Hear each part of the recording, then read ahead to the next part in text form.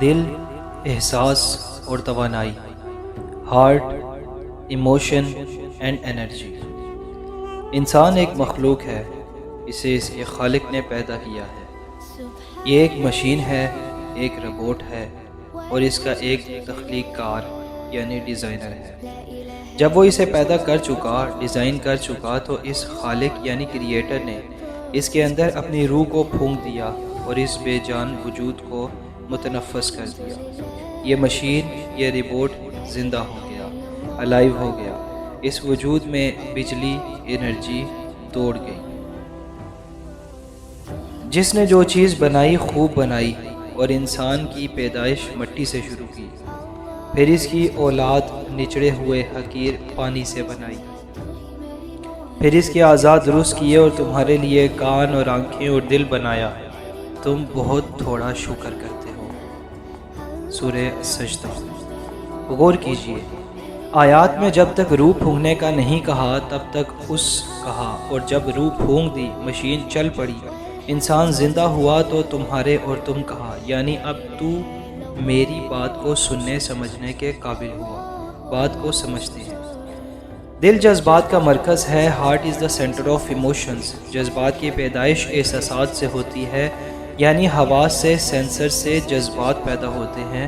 حواس احساسات ہیں، فیلنگز ہیں، اور احساسات جذبوں یعنی ایموشنز کو پیدا کرتے ہیں، اور جذبات انرجی ہیں۔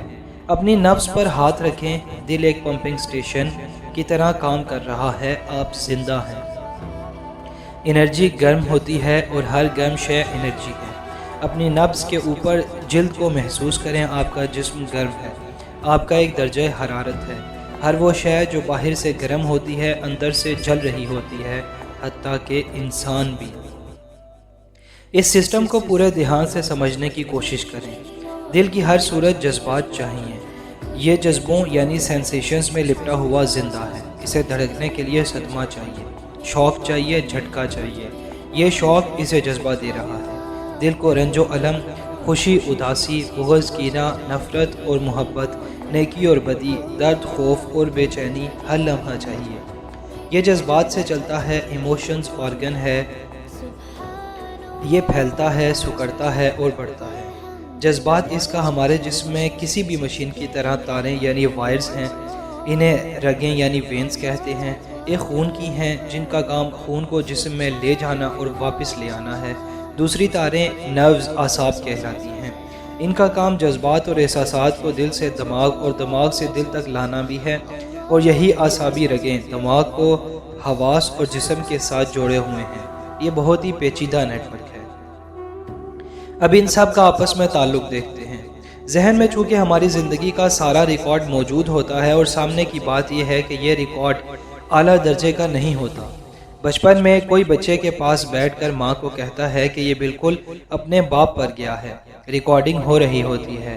نفس تشکیل کے مرحلے میں پہلے 9 سے 10 سال تک ہوتا ہے۔ پھر کوئی کہتا ہے کہ بالکل اپنے ماموں کی طرح غصے کا تیز ہے، ریکارڈنگ آن ہے۔ یوں آہستہ آہستہ باہری محرک سے، اور پھر تعلیم اور دیگر ہزاروں عوامل سے جو کہ روایتی ہیں ہوتے ہیں، شخصیت، پرسنالٹی تشکیل پانے لگتی ہے، کنسٹرکٹ ہونے لگتی ہے۔ میرا یہ نام ہے، یہ میرے ماں باپ، بہن بھائی، رشتہ دار ہیں، ان میں سے اتنے جھگڑالو، اتنے غصیل، اتنے لوگ اچھے ہیں اور اتنے برے۔ یہ میرا اسکول، کالج، یونیورسٹی ہے، یہ تعلیم ہے، یہ میری بیوی ہے، یہ میرے بچے ہیں، یہ ثواب ہے، یہ گناہ، یہ میری عزت اور یہ میری بے عزتی ہے۔ مجھے پیسہ کمانا ہے، عزت بنانی ہے، گھر بار لینا ہے اور معاشرے میں کامیاب زندگی گزارنی ہے۔ مجھے یہ کرنا ہے اور یہ نہیں کرنا، یہ کھلے عام کرنا ہے اور یہ چھپ کر کرنے والے کام ہیں۔ سب کچھ ہمیں دنیا بتاتی ہے، سکھاتی ہے، پڑھاتی ہے، اور پھر انسان کو دوسرے انسانوں کے ہجوم میں پھینک دیا جاتا ہے۔ آزمائشیں شروع ہو جاتی ہیں، دیکھتے ہیں کہ کیا کرتا ہے، کدھر کو جاتا ہے۔ نفس کی چونکہ تربیت ہی اس لحاظ سے ہوتی ہے کہ پہلے پیچیدگی میں جائے، الجھن میں جائے، گناہ کو لپکے، اور پھر جب دباؤ پڑے تو اپنی تلاش کو پلٹے۔ نفس کی چونکہ تربیت ہی اس لحاظ سے ہوتی ہے کہ پہلے پیچیدگی میں جائے، الجھن میں جائے، گناہ کو لپکے، اور پھر جب دباؤ پڑے تو اپنی تلاش کو پلٹے۔ کم تربیت یافتہ امیچور نفس دن رات اپنی ذات کو سنبھالنے میں مصروف رہتا ہے۔